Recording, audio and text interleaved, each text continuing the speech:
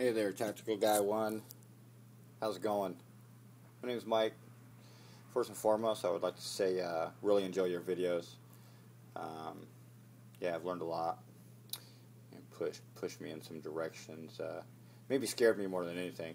Make sure I stop at all my stops and use my blinkers and you know obey all those statutory laws just so I don't have to get in any trouble.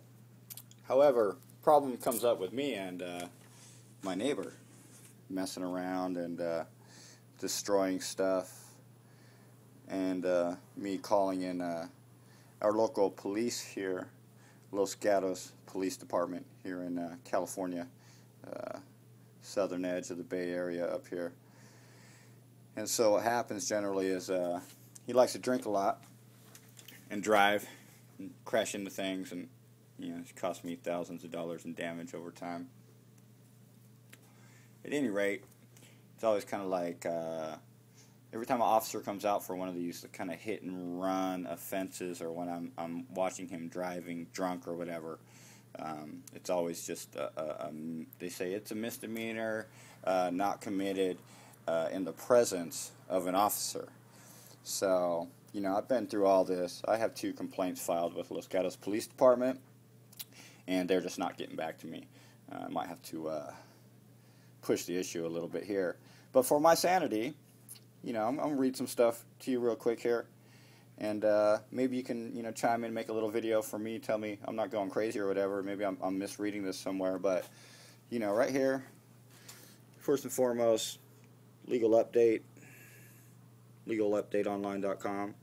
It's California. Legal requirements of an arrest, felonies, misdemeanors, and infractions, in the presence requirement, in the presence defined, exceptions, juvenile arrest, driving while under the influence. I don't need to go any further because that's me right there. The situations I've been in with my neighbor. So they're Tactical Guy 1. Cruise over here. Misdemeanors, infractions, in the presence requirement. In the presence requirement, misdemeanors and infractions must have occurred in the officer or private person. See, this is a weird thing.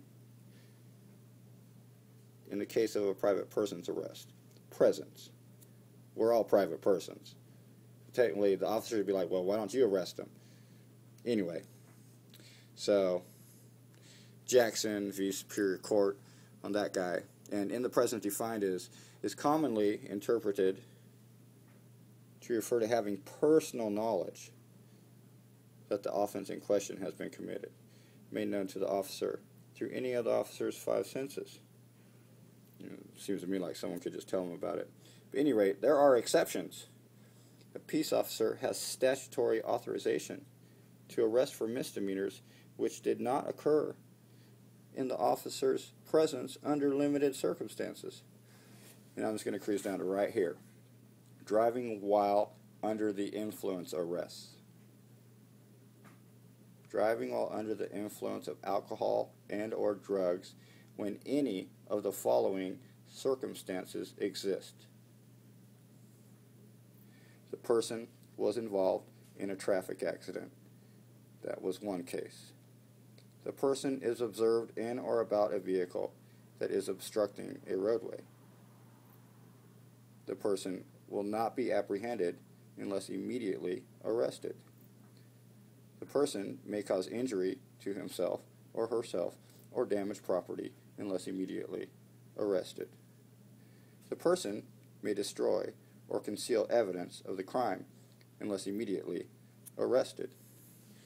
And right here, basically the metabolic destruction of alcohol in DUI suspect's body, i.e., the burn-off rate qualifies as the destruction of evidence. They're really hard here in California, Tactical Guy 1, and they don't mess around, certain things like domestic violence, alcohol, a lot of money and a lot of programs and stuff. So at any rate, my neighbor's driving, he's drunk, he wrecks my fence, he wrecks other people's cars in his driveway. I call the cops out, and they say, sorry, it's a misdemeanor, not committed in the presence of an officer. And I don't know if I'm reading this wrong, but it says there are exceptions. And those exceptions are while driving under the influence.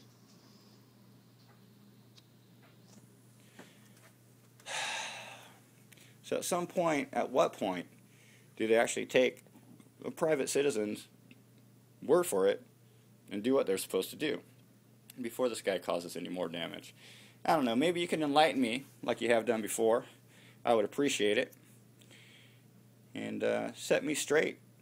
I've read some weird instances with hit and runs, not involving alcohol, where people were apprehended later on. Hit and runs are misdemeanors, not committed in the presence of an officer. It's like they don't have to do anything, you know. It's like one thing they don't have to do.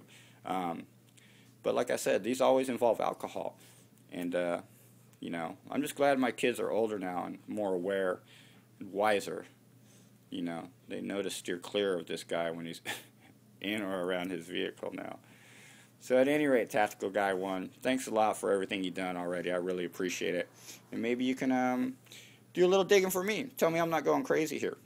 Tell me I should follow through with my complaints against Los Gatos Police Department and get my roll on. I'm sick of paying out all this money and them just trying to take more but never protecting my ass or getting my stuff back or whatever. They just want to take. They don't want to help. If it's money, yeah, they'll jump. But if it's not their fucking property, they don't really care, huh? Anyway, thanks again, Tactical Guy 1. You have a good one. This is Mike, MSTZE Dirt, Zeminski Dirt. I'm out.